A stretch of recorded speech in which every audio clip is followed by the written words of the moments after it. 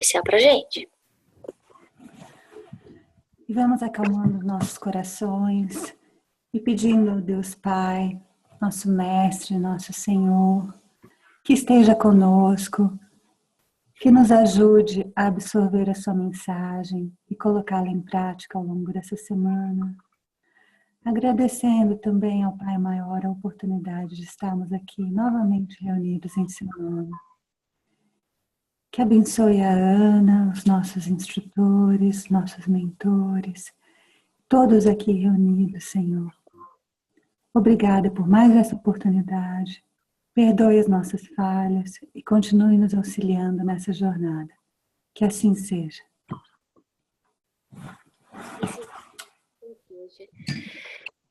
Esse capítulo, eu achei que ele bate tanto com o que a gente sente, né, em relação às nossas limitações e falhas, né, como você acabou de falar, né, Marcela?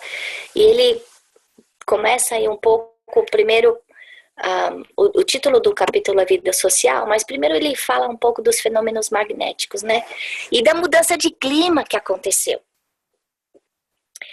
E a gente sempre pensa em mudança de clima, né? A gente que mora aqui na Califórnia, pensando em chuva, aqui em casa tá cheio de fog agora, céu cinzento, né? A gente não tá acostumado com isso. Mas o clima que eles estavam falando lá não era causado pelas intempéries normais da natureza. Essa mudança de clima era causada pela qualidade do pensamento das pessoas. E a gente para pensar e leva um susto, né? Então quer dizer que a gente consegue fazer tempestades climáticas com o nosso pensamento? Sim, é exatamente isso que ele está falando. Então quer dizer que eu consigo fazer tempestades climáticas dentro da minha casa? Sim, eu consigo. Eu consigo fazer isso dentro do meu escritório? Sim, eu consigo. Isso significa que, às vezes, eu estou em algum lugar e eu sinto aquela barra pesada. O que é? É exatamente essa baixa qualidade mental. E que acaba afetando as pessoas que estão ao meu redor, né? Aí ele fala, então, por sorte, esses fenômenos magnéticos, né, essa mudança de clima, ela não está mais aqui. Mas é interessante que ele fala, não é que se extinguiu, ela se deslocou. Né? Então, quando é que ela vai se extinguir? Ela vai se extinguir quando as pessoas da Terra, nós, né, porque ele não tá, a gente tem que lembrar disso, ele não está falando dos outros, não é a história do vizinho, essa é a história da gente. Nós somos participantes dessa história através da nossa conduta, né? Essa é a importância desse livro, a gente sair do véu da letra, não é ficar ligado na historinha que ele falou, que ele disse, não. É a gente conseguir extrair disso, como é que eu trago isso para o meu dia a dia? Significa que enquanto eu não extinguir o mal em mim mesma, todas as tempestades vão ser sempre deslocadas, mas não extintas. E aí ele fala, bom, elas foram deslocadas e não extintas porque existe um enorme conflito de forças inferiores. E aí agora eu falei interiores, por quê? Porque essas forças inferiores, elas estão aonde? Dentro da gente, não fora. Tem gente que procura achar a solução para os problemas mudando de casa, viajando, trocando de marido, deixando a família. E onde quer que a gente vá, a gente leva junto conosco a nossa bagagem. Porque essa bagagem, ela está dentro de nós. Né? Então, enquanto eu, espírito eterno, não me modificar, eu vou carregar a minha bagagem. Seja uma bagagem de flores ou uma bagagem de pedras. Né? Então, e a Terra só vai melhorar quando cada um de nós se transformar. Interessante que tem um capítulo do livro Jesus no Lar, eu não sei se vocês conhecem, depois eu mando para vocês pelo WhatsApp, em que ele está falando, acho que é com Tadeu, exatamente isso. Então, Tadeu reclamando das pessoas, né, isso e aquilo, porque eu queria que os outros me entendessem, porque eu queria ser mais compreendido, porque eu queria que os outros soubessem entender o meu esforço de acertar mais e errar menos, enfim, blá, blá, blá, blá, blá, blá, blá. Aí Jesus deixa ele falar. Para quem não conhece, esse livro é um livro muito bonitinho que fala sobre evangelho no lar. Então, Jesus fazendo o evangelho com os discípulos, com os amigos dele, né? E foi escrito pelo Neio Lúcio, psicografado pelo Chico. E aí, Jesus deixa ele falar, até que um ponto ele chega e fala, então, quando o melhor jeito disso acontecer é você se modificar. A partir do momento que você estiver fazendo para os outros tudo aquilo que você quer que os outros façam, e todo mundo fizer a mesma coisa, o mundo vai ficar melhor, né? Então, esse conflito, essas forças inferiores, elas vão desaparecer quando a gente se modificar para o melhor, né? Aí, e outra coisa interessante é ele começa a falar um pouco da vida social. E a gente muitas vezes fica pensando, não, né, esse negócio de religião, a gente não pode se divertir, não pode fazer isso, não pode fazer aquilo. E a gente vê que a vida no plano espiritual é muito semelhante à vida aqui na Terra. Ou melhor, a vida aqui na Terra é um espelho da vida espiritual. Com a diferença que essa vida social que ele está falando é uma vida social de qualidade. Então ele fala, não, a gente tem que saber viver. Então, não é ficar junto para ficar usando de maledicência, para ficar achando os defeitos dos outros. E aí a gente, que muitos de nós aí acabam, nos encontramos com familiares, passamos aí pelo Natal, né? Pelo final de ano, que normalmente é um encontro com amigos. Como é que é essa qualidade desses encontros sociais? A gente na frente, a gente de um jeito, nas costas, a gente de outro. E aí que o que ele está falando é, esses encontros sociais, primeiro, existe uma fraternidade real entre as pessoas que estão lá, né? Então, essa é a família espiritual que está se encontrando. Os assuntos são assuntos de qualidade, né? Então, quando eu encontro com a Marcela, a ideia não é ficar falando mal dos outros, a ideia não é ficar reclamando e me lastimando e só falando de coisas ruins. É ter assuntos positivos que vão não só me fortalecer, mas vão fortalecer ela também, né? É a gente ter cuidado com as companhias com que a gente anda, com as companhias que a gente escolhe. Principalmente porque essas companhias vão aí estar trazendo a qualidade de pensamento que vai impregnar o lugar onde a gente está, né? Então, toma muito cuidado com o que a gente põe dentro da nossa casa, né? Com a qualidade de gente que a gente escolhe para passar tempo, o tipo de comentários e assuntos que a gente fala, os pensamentos, porque isso não só vai estar impregnando o ambiente, mas vai estar retratando o nosso eu, né, maior. Aí ele conta um pouco da família Bacelar, interessante a gente vê que ele toma cuidado de descrever como eles chegam, né? A gente está aí no nosso lar, em que existem esses ônibus espaciais que sobrevoam a cidade, que usam combustíveis que a gente ainda desconhece aqui na Terra, e de repente no Campo da Paz eles vão com carruagem. Por que será? Por que André Luiz foi falar isso? Por que ele teve o trabalho de descrever o meio de transporte que foi usado pela família Bacelar?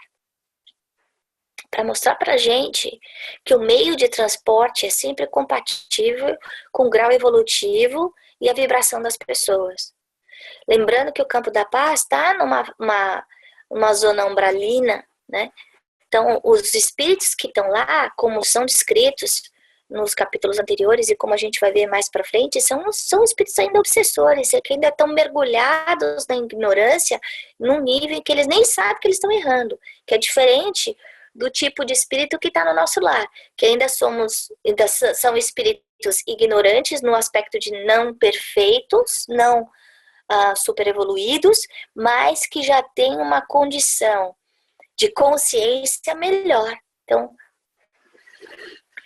eles estão usando meios de transporte, primeiro, que combinam mais com a esfera pesada, magnética do lugar, mas também que não iam fazer com que outros espíritos que estão lá se sentissem desprestigiados ou humilhados. E a gente vê o Aniceto tendo esse cuidado, né? Até, por exemplo, na hora da locomoção dele mesmo, que ele podia se locomover muito mais rapidamente, mas ele não faz isso para quê? Para não mostrar a superioridade dele em relação ao André e ao Vicente.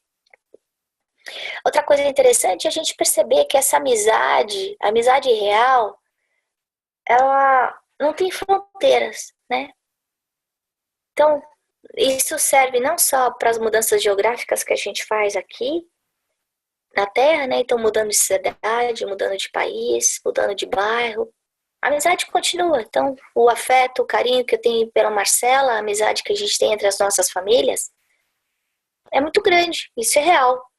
Então, o fato de eu estar mudando de cidade não significa que eu vou gostar menos da Marcela ou ela vai gostar menos de mim, né?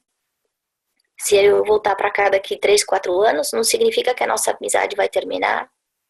Então, a gente lembrar que essas amizades reais, elas continuam no plano espiritual. E não precisam estar necessariamente juntas, no mesmo lugar. A gente sabe que não existe um lugar geográfico no plano espiritual, mas locais que são definidos pela sintonia mental, né? Então, apesar de não poder, vamos supor, quando a gente passar para o outro lado, a Marcela e eu, ela vai ser muito mais evoluída do que eu. Apesar disso, a nossa amizade, o nosso carinho não vai desaparecer, né? A gente pode até não conseguir estar no mesmo lugar. Eu não vou conseguir estar no mesmo lugar com ela, por causa da minha pouca evolução, mas em comparação à dela. Mas o nosso carinho, o nosso respeito vai continuar existindo, né? A fraternidade. E essa ajuda constante que acontece, né? A gente vê isso no livro de André Luiz, no Nosso Lar, a ajuda da mãe do André, que era um espírito muito mais evoluído do que o resto da família, que vivia numa comunidade, numa colônia espiritual muito mais evoluída do que o Nosso Lar, e nem por isso deixava de ajudar o pai, que ainda estava no umbral, nem por isso não foi pedir ajuda para o Clarencio para ir buscar o André, também no umbral, né? Então, a gente lembrar que é isso que faz a família espiritual. Quando a gente vê no Evangelho segundo o Espiritismo, falando da família consanguínea, família espiritual, é isso que ele está tentando mostrar para a gente aqui. A essa conexão entre os membros da família espiritual. E aí, o seu Bacelar, conversando, fala um pouco, né, de como a gente trata a saúde aqui da Terra. E eu achei muito interessante, porque a gente faz muito pouco a prevenção, né? Então todo mundo sabe que não pode fumar, todo mundo sabe que precisa fazer exercício, todo mundo sabe que meditação ajuda o equilíbrio, todo mundo sabe que precisa ter uma vida balanceada, regrada, que não é bom beber demais, que droga mata.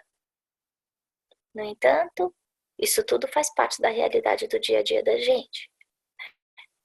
Tem muita gente que espera ficar doente para tomar uma decisão, fazer uma mudança na vida, ou muitas vezes, mesmo depois de estar doente, não faz essa mudança. Então, eu sei que eu tenho um problema sério no coração, que eu não posso comer carne vermelha, que eu não posso beber, que eu não posso, sei lá o quê, mas eu continuo fazendo.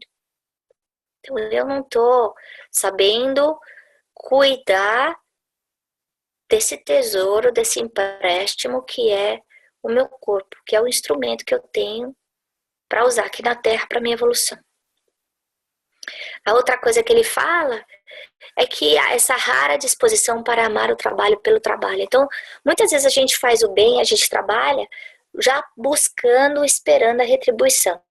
Essa retribuição seja um reconhecimento financeiro ou não financeiro, seja só um tapinha nas costas. Puxa vida, você fez um bom trabalho, né? E lembrando da importância do trabalho pelo exercício do trabalho, para o nosso crescimento. Todo trabalho é útil quando ele é feito em benefício de todos, não só no meu benefício próprio. E a gente lembrar do trabalho, seja o meu trabalho como programador de computador, seja como uma pessoa de operações, seja como mãe, seja como médico, como no caso do André, seja como limpadora de rua, não importa. Seja lá o que eu estiver fazendo, que eu faça com amor, né? E aí ele fala um pouco da saúde espiritual. E ele não usa essas palavras, saúde física e espiritual. Foi só uma forma em que eu usei para organizar o pensamento dele. Então, quando a gente pensa em saúde espiritual, a gente está pensando no nosso equilíbrio, né? Na nossa conexão com Deus. Quantos de nós não usamos de desculpismo, né? Seja porque eu estou muito ocupado, porque eu tenho meu trabalho, porque eu estou mudando de cidade, porque eu tenho a minha família, meus pais estão doentes, enfim. Ou eu tenho que tomar conta do meu patrimônio, sou eu que trago o pão de cada dia, eu que pago a luz, a conta de luz, então eu não tenho tempo para Jesus, eu não tenho tempo de ajudar o próximo. Ou, no meu caso é o inverso, de pobreza, aí em vez de eu aceitar, abraçar essa oportunidade que eu estou tendo de crescimento em relação à humildade, eu me revolto. Quantas vezes a gente vê isso? Eu não procuro a vida espiritual quando eu sou jovem, porque eu tenho a vida inteira para fazer isso. A minha idade agora, os 20, 30 anos, é de aproveitar, de curtir a vida, de ir em festa. Aí eu fico velha e eu penso, puxa, mas eu não tenho mais utilidade, eu não sirvo mais para nada, como é que eu posso ajudar? Não vai fazer diferença para ninguém. Se eu sou casada, porque eu tenho os compromissos com a família. Se eu sou solteira, porque eu quero construir a minha família, então não tenho tempo de me doar. Então eu achei interessante isso que o seu Bacelar fala, né? Da quantidade de desculpas que a gente encontra, que a gente dá para não fazer o bem. Porque todos nós conseguimos, de alguma forma, ajudar os outros. Uns mais, outros menos. Mas o fato da gente estar encontrando essa desculpa não vai desculpar a gente, né? Na hora que a gente chegar do outro lado, nós vamos olhar para trás e pensar, poxa, eu podia ter feito muito mais. Eu podia ter doado muito mais. Eu podia ter trabalhado muito mais. Eu podia ter ajudado muito mais. E eu não fiz isso. Porque eu supervalorizei problemas ou responsabilidades que não precisavam ser tão valorizadas, né? Jesus tem aquela passagem com Marta e Maria, que ele vai visitá-las, as irmãs, acho que elas eram as irmãs daquele, eu esqueci o nome dele, já eu lembro. E uma só pensa em arrumar casa e a outra só quer escutar Jesus. Então o que ele está querendo lembrar a gente, Lázaro, as irmãs de Lázaro, é da gente encontrar esse equilíbrio da saúde física e da saúde espiritual, da vida material e da vida espiritual, né? E no próximo capítulo, a gente vai estar falando um pouco mais, a Regina que vai estar falando um pouco mais da família Bacelar, do núcleo, do marido, da esposa, da filha, enfim. E é interessante a gente pensar nisso, a gente olhar para a morte não como uma separação, mas sim como uma transição, né? Uma mudança de endereço, mas que a gente continua ligado com as pessoas com quem a gente vive. E outra coisa importante desse capítulo é a gente pensar que o tipo de vida que eu tenho aqui na Terra hoje vai claramente dizer o tipo de vida e companhia que eu vou ter que eu vou escolher quando eu estiver no plano espiritual. Então a gente tem essa consciência também, né? de uma escolha boa, positiva. Né? E era isso que eu tinha para falar com vocês hoje. Quem aqui quer comentar agora?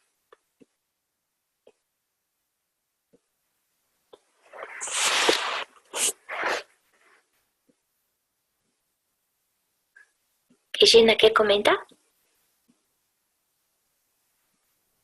Eu lembrei, Ana, de tudo que tu colocou e da nosso estado de consciência quanto ao nosso dever, aquilo que nos cabe dentro da proporção, eliminando essa questão do desculpismo. Eu lembrei também da fala do Raul Teixeira quando ele diz que, principalmente na era que a gente está vivendo agora, em que às vezes parece que as pessoas estão realmente só correndo atrás do que se refere ao pão material e somente busca o espiritual quando a dor bate forte. E aí ele fala que a nossa fala deve ser sim, sim, não, não. Então, nesses momentos também em que a gente está buscando essa transformação a cada dia, que a gente lembre de que a gente tem que fazer esse posicionamento sim, né? De não, sim, eu vou encontro o tempo da mesma forma que o pão material é essencial para a nossa sobrevivência, o alimento para o espírito, ele é o outro lado, né? Aquela asa, né? Que vai equilibrar a nossa vida aqui na Terra. E eu costumo dizer que quando a gente está conhecendo, tendo acesso a todas essas informações, é aquela velha história da nossa responsabilidade ser enorme quanto ao saber. Então, vale a integralização desse ensino para que a gente dia a dia se esforce para colocar em prática. Porque é como tu mesma colocasse, quando a gente chegar do outro lado, aí vai ser perguntado, né? Não, qual é o título que tu teve acadêmico, se tu foi, o que tu foi, né, na Terra, mas o que tu fizesse dos talentos espirituais, quem tu consolou, quanta lágrima tu secou, se a tua dor sempre foi maior do que a do outro, ou se tu teve tempo de olhar para o lado. Então, é muito importante essa reflexão para que a gente administre esse tempo, para não ter o desculpismo, né? E essa é uma reflexão que cada um de nós pode fazer hoje antes de dormir, né? Que é aquela análise que Santo Agostinho falava, né? De será que eu fiz tudo bem que eu podia ter feito? Será que eu ajudei todo mundo que eu podia ter ajudado? Enfim, cada um de nós pode fazer essa autorreflexão, deve fazer essa autorreflexão diariamente, para ver se precisa ter algum tipo de ajuste, né, no comportamento que a gente está tendo, não só dentro de casa, mas fora de casa também, né? Muito bom, obrigada, Regina. Quem mais quer comentar? Eu aqui. O que eu acho interessante é que, novamente, em todo capítulo, a riqueza do livro, dos detalhes, de como o André Luiz consegue passar tudo isso pra gente.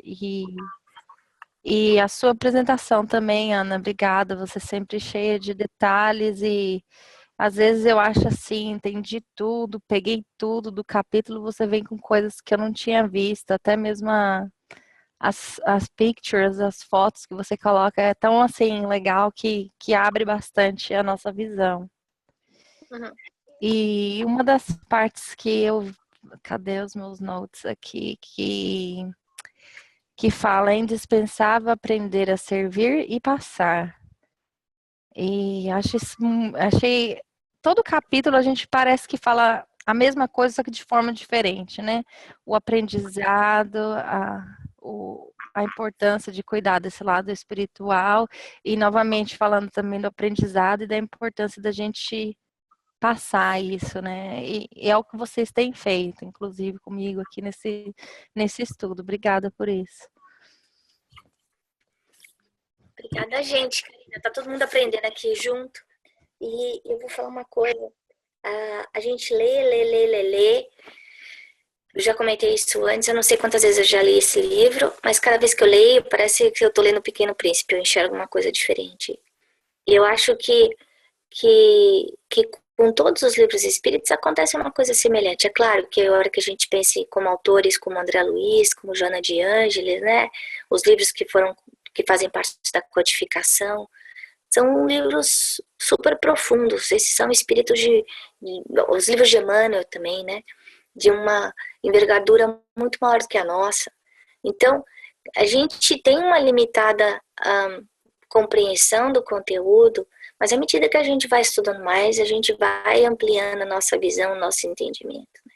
Então, isso que você está falando, de puxa vida, você está falando coisa que eu não tinha enxergado, vou falar que toda vez que eu leio, eu enxergo coisa que eu também não tinha enxergado. É assim mesmo.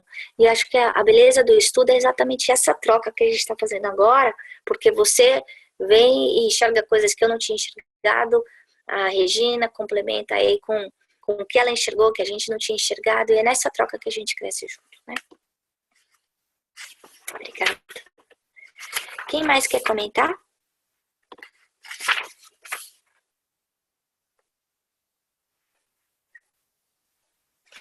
A gente tem mais alguns minutinhos. Mais 2 minutinhos. Marcela, você quer fazer algum comentário? Não, Ana, obrigada. Só estava mute.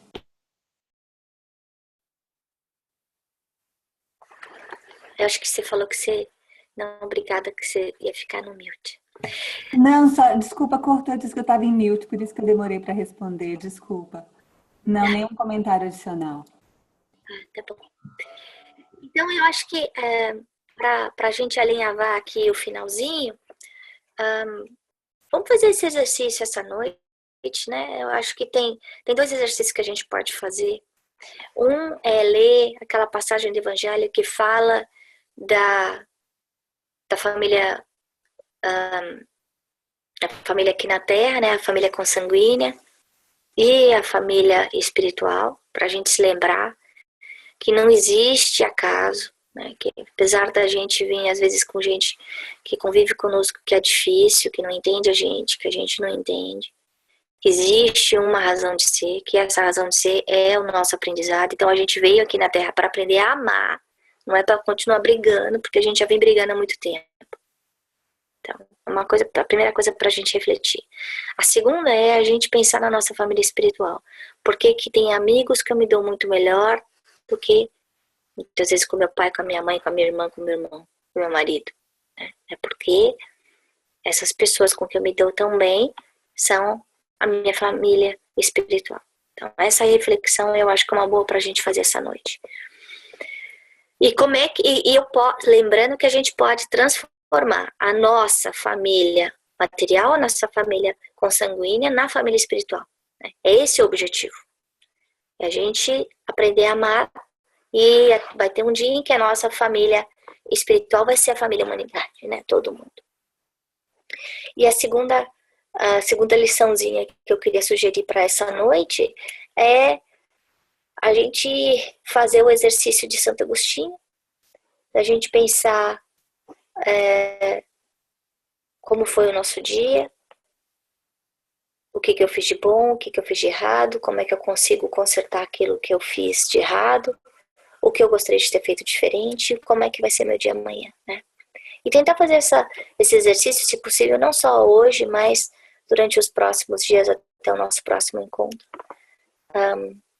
Para ver se a gente percebe alguma mudança na gente. Né? Lembrando que o objetivo de estudos como esse é para a gente se modificar, a gente crescer como espíritos eternos. Né? A gente aplicar os ensinamentos, as lições que o André está dividindo conosco no nosso dia a dia. E é isso, pessoal. São 8 horas agora. Então agora nós vamos pedir a Regina que faça a prece de encerramento para a gente. Obrigada. Então, mais uma vez, reunidos em nome de Jesus, esses amigos espirituais que nos assistem, o nosso anjo guardião, que nós possamos, Senhor, nesse ano que inicia, colocar em prática os nossos projetos, Senhor, de mudança interior, para que a gente possa ser essa luz, Senhor, no caminho de todos aqueles que estiverem conosco, sejam irmãos encarnados ou desencarnados, que possamos fazer esse inventário moral para que sigamos, Senhor, os teus ensinos, muito mais exemplificando do que apenas aprendendo a teoria, Senhor, porque nos ensinaste através do exemplo. Fica conosco, agora e sempre, que assim seja. Que assim seja. E obrigada a todo mundo.